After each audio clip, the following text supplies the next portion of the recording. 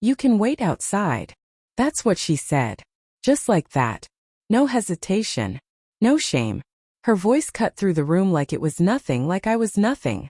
I stood there, still holding the folder I'd carried in both hands like it actually mattered. 6 months of work. Pages of calculations. A framework that could have saved the company millions. And still somehow I wasn't important enough for a chair. There was a pause. People turned. A few stared. Most didn't. The music kept playing. Glasses clinked. The room, dressed in expensive lights and linen, just moved on like it hadn't heard what I had. "Excuse me," I asked, not really sure I'd heard her right. "We're full," she replied with a small wave of her hand.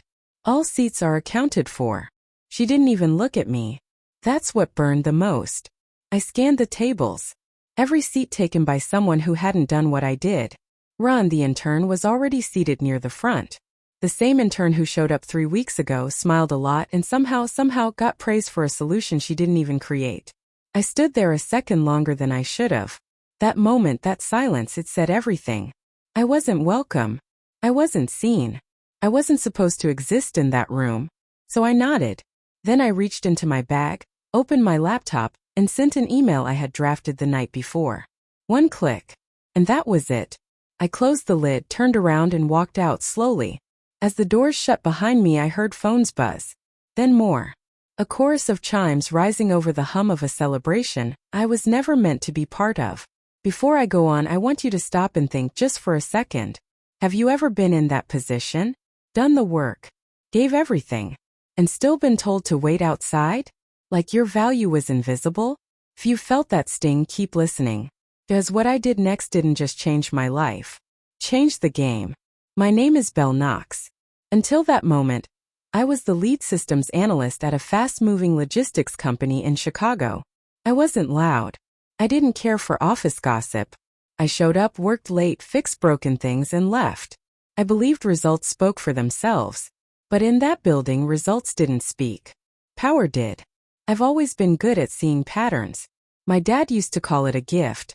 I called it being quiet enough to notice what others missed. He ran the public library back in Springfield, and my mom taught calculus at the local high school. They believed in fairness, in hard work, in showing up and doing your best. For a while I believed that too. When I first joined the company, I thought I'd found my place.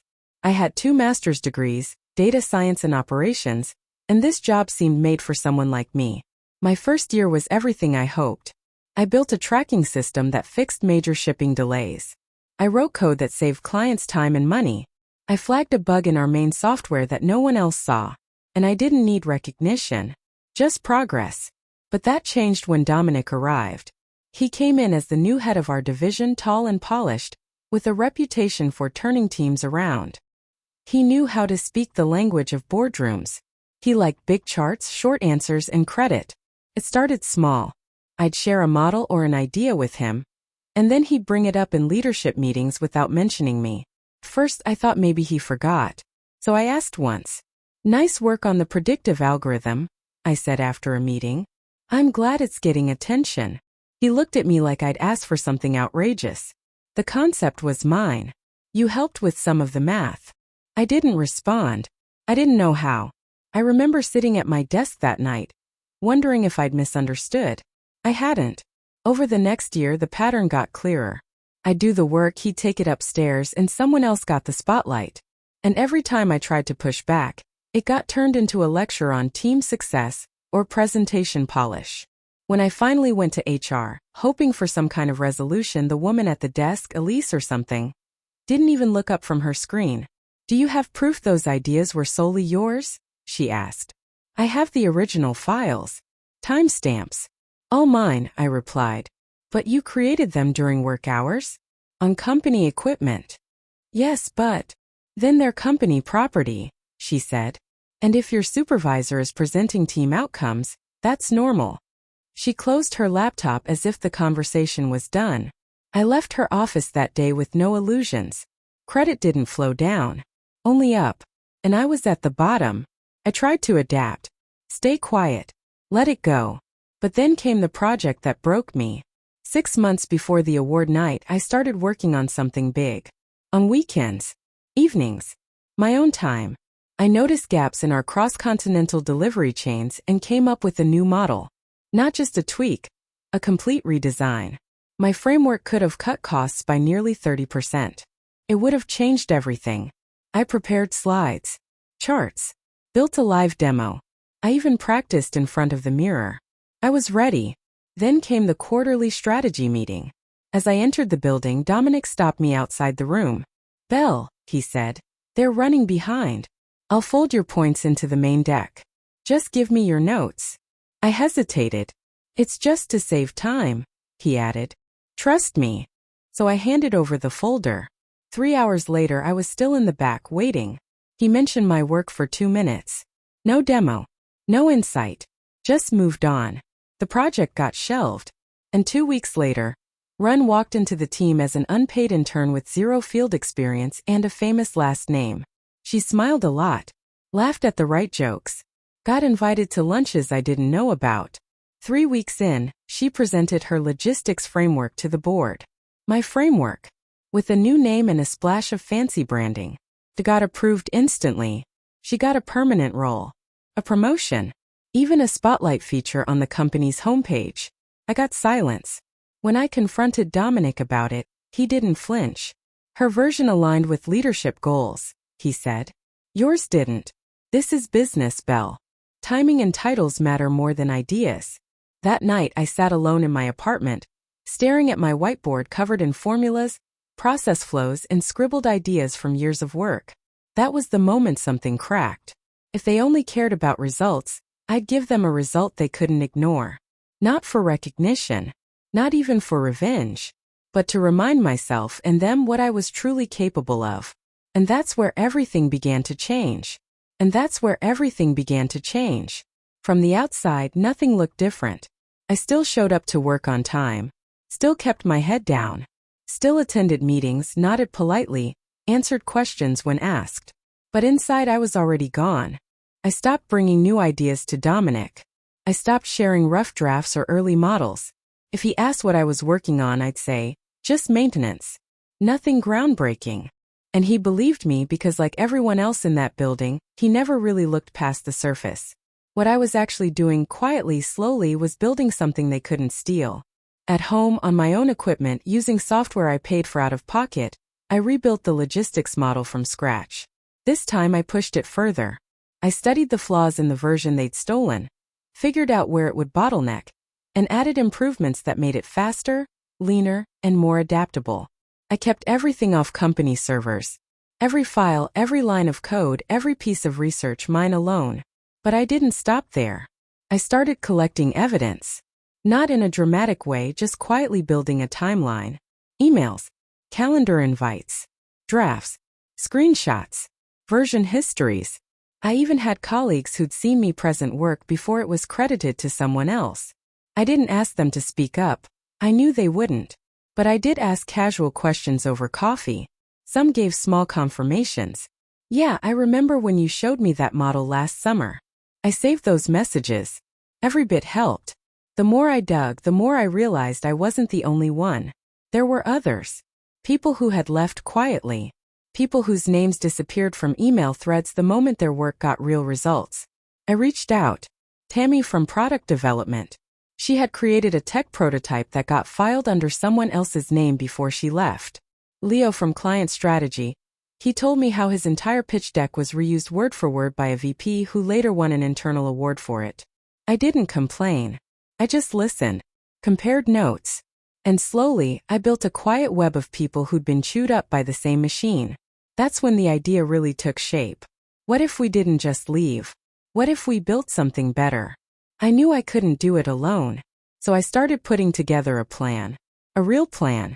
A business plan, a pitch deck, a roadmap. I updated my framework with user-friendly dashboards. I mocked up potential client presentations. I researched investors who backed disruptors in the logistics space. And when I was ready, I booked a meeting with someone I never thought I'd get FaceTime with, Gail Harmon. She was a sharp, no-nonsense investor known for taking big bets on underdogs with bite. She listened, asked a few hard questions, looked through the deck, then closed the folder and said, "It's solid. But why now?" "Because I'm done being used," I replied. And I'm not the only one. I have people ready to join me. Smart, skilled, and tired of being silenced. She raised her eyebrows. Show me. So I did. I presented short profiles of 7 professionals. Every one of them had experienced what I had. Every one of them had agreed if I could secure funding and structure, they'd walk away from their current jobs and help build something new. That changed everything. Gail leaned back in her chair and smiled for the first time. Now that, she said, is interesting. 2 weeks later, the funding was approved.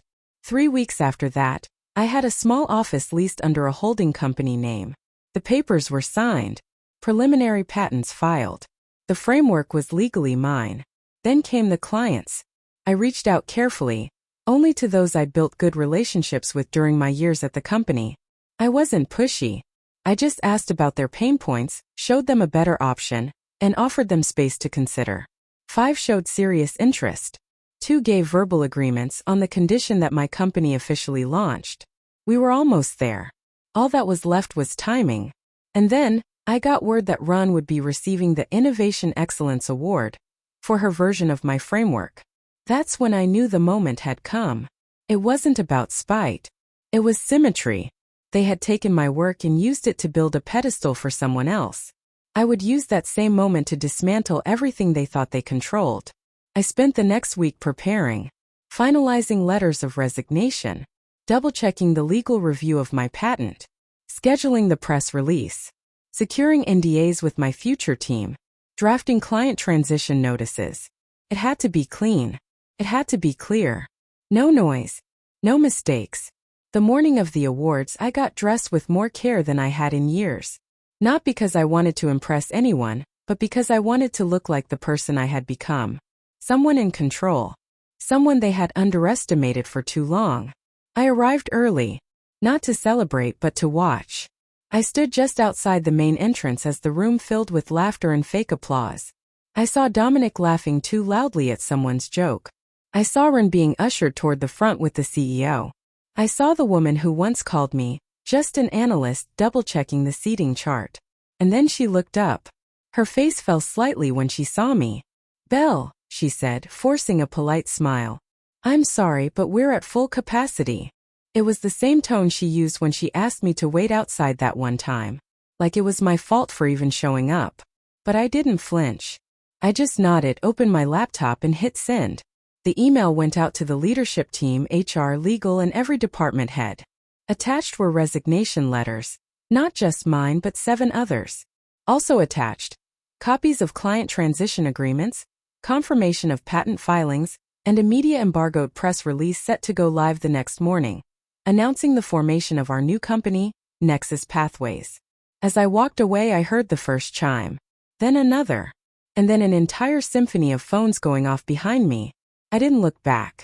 In the elevator, my phone started buzzing. First it was Dominic. Then Elise from HR.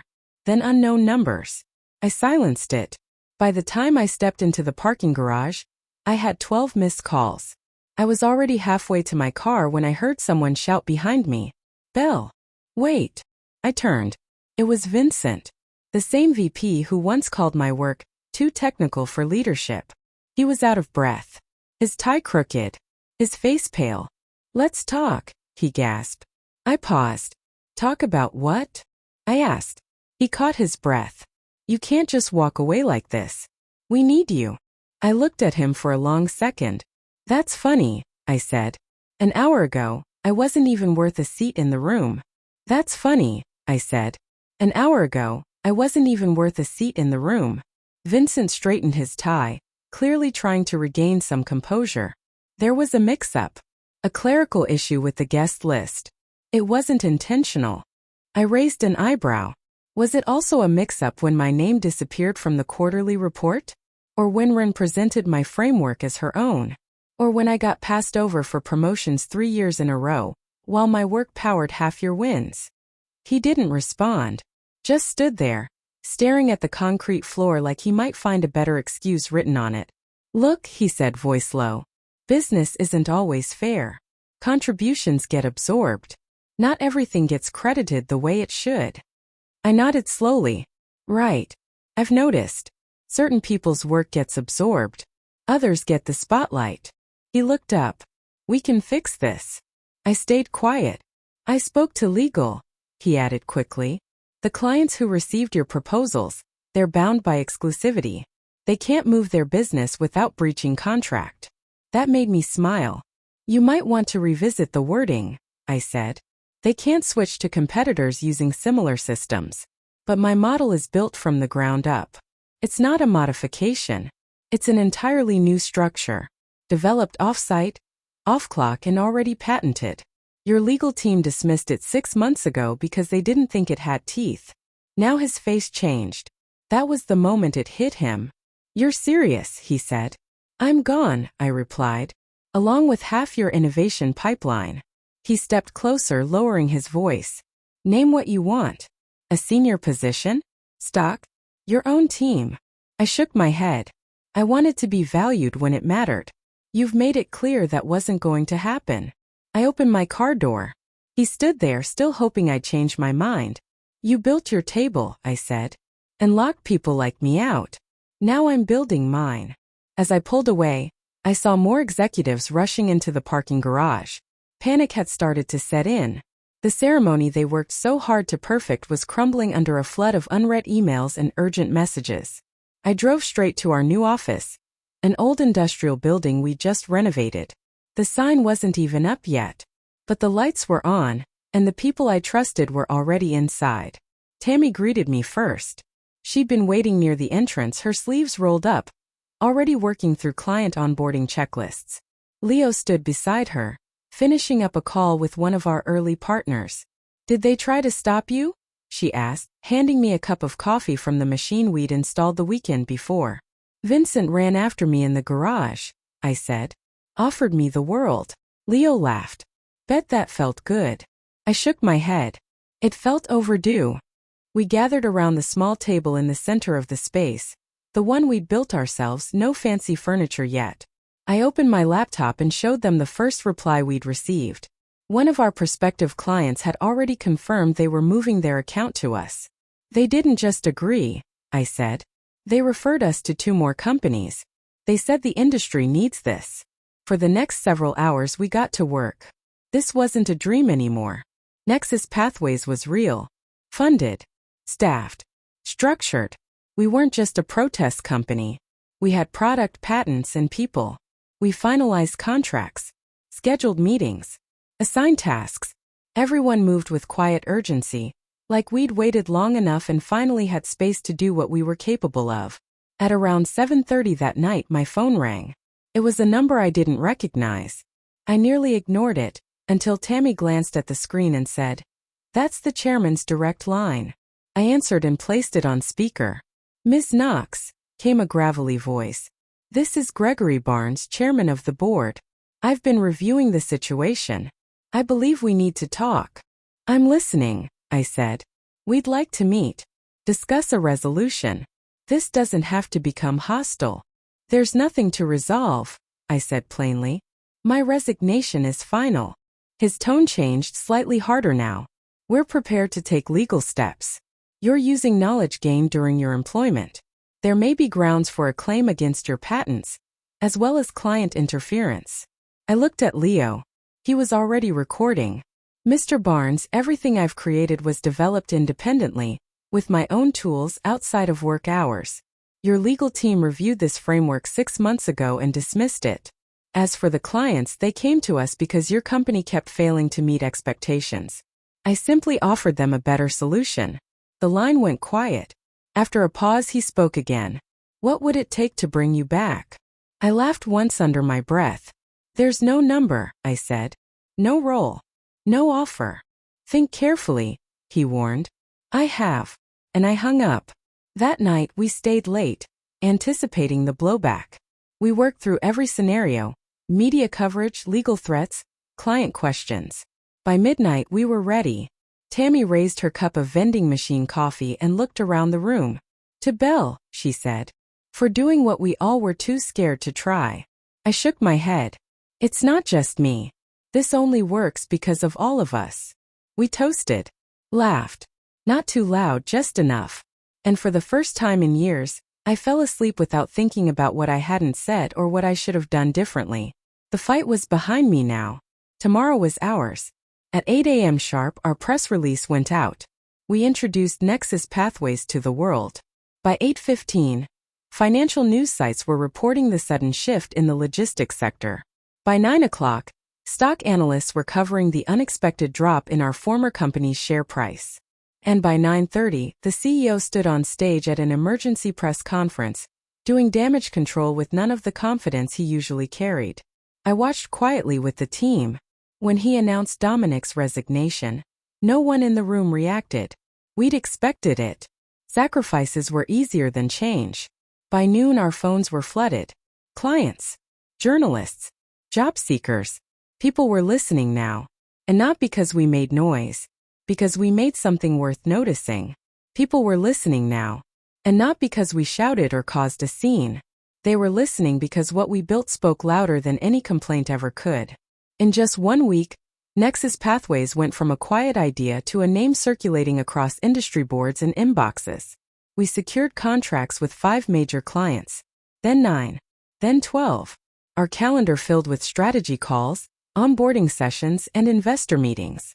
Every hour felt like a sprint, but the good kind. The kind where you finally feel like you're running towards something instead of away from it.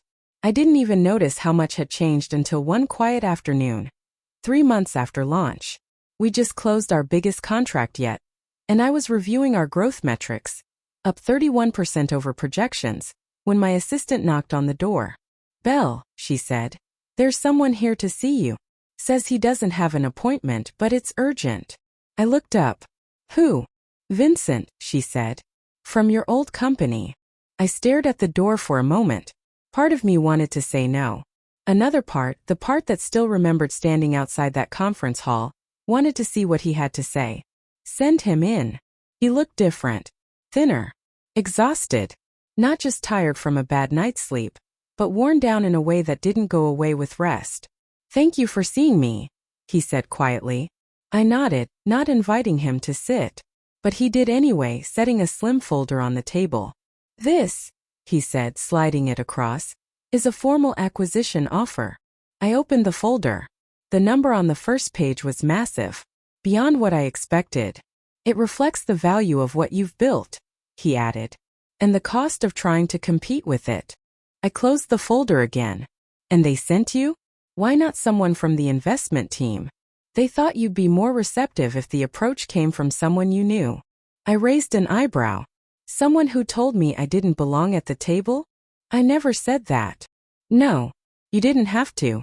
You just stood by while others made sure I never got invited." He shifted in his seat.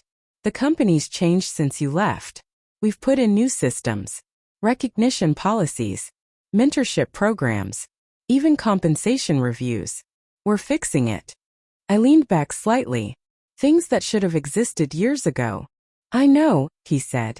"That's why I'm also here to ask if you'd consider returning. Not just as an employee. As our new Chief Innovation Officer. Reporting directly to the board." For a second I didn't say anything. 6 months ago that offer would have left me speechless. But now? Felt hollow. "I'll review the acquisition offer with our team and our legal counsel," I said slowly. "But I won't be returning. Not as an employee. Not in any capacity where I answer to the people who once dismissed me." He looked disappointed but not surprised. After he left, I stayed in my office a little longer than usual. Not because I doubted anything, but because I needed a moment to take it all in. Everything had changed.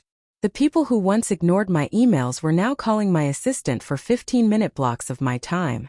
Executives who once talked over me in meetings were asking to collaborate. But the real win wasn't their attention. It was what we'd built in their absence. Nexus Pathways was more than a company. It was a space where no one had to worry about someone else stealing credit. Where ideas were shared because people felt safe, not scared. Where promotions weren't about politics but about contribution and consistency. 6 months after Vincent's visit, we declined the acquisition offer. Politely. Firmly. Instead, we announced our expansion into Europe. Our name was now recognized across 3 continents. Then came the speaking invitations. 1 year to the day after that awards ceremony, I was invited to deliver the keynote at the biggest logistics innovation summit in the country. I didn't say yes immediately, but eventually I accepted. Not to prove anything, just to close the loop. That morning as I walked onto the stage, I saw familiar faces in the crowd. Some from my old company, a few from that award ceremony. The energy in the room was different now. Curious, quietly respectful. I adjusted the mic, looked at the crowd, and began. "You can wait outside." A few people shifted in their seats. Those were the words said to me a year ago today, at an event where my work was on display, but my name wasn't. The room went still. I don't share this to shame anyone. I share it because I know I'm not alone. There are so many professionals out there who've been told, in one way or another, that they're not invited in. Not ready. Not seen. I told them my story. Not with bitterness but with clarity. I didn't name names. I didn't have to. The lesson wasn't about them. It was about what happens when you stop waiting to be let in and start building your own doors. I ended with this. The most powerful seat isn't the one someone saves for you. It's the one you create for yourself. Especially when you realize you were the one carrying the table all along. Afterward, people lined up to talk. Some shook my hand. Some told me their own stories. A few looked like they'd seen a mirror. And that's what I hoped for. Because this was never just about revenge. It was about refusing to disappear. It was about showing what's possible when you stop asking for permission to be brilliant and just start being it. The end.